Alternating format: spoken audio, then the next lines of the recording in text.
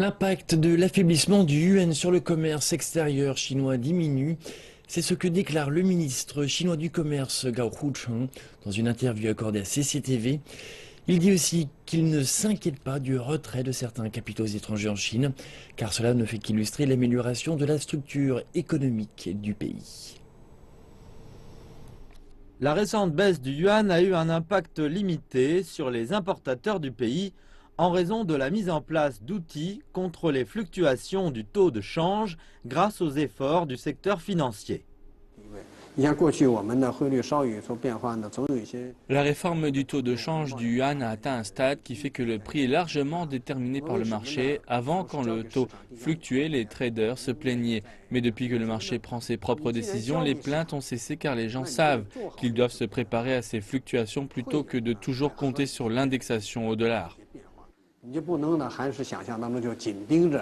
Monsieur Gao dit aussi que les investissements étrangers ont augmenté de 6% en 2015, malgré le fait que les industries les plus gourmandes en emploi quittent la Chine. Les industries des services et de la manufacture high-tech ont enregistré de bonnes performances, augmentant de 17 et de 9% respectivement. Quand nous avions juste ouvert notre marché, nous avions un avantage en termes de coût du travail et ces entreprises se déplaçaient en Chine d'ailleurs.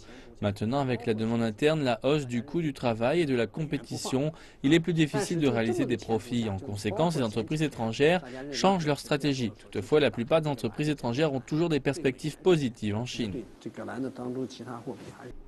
Et pour ce qui est de la demande chinoise en matières premières, M.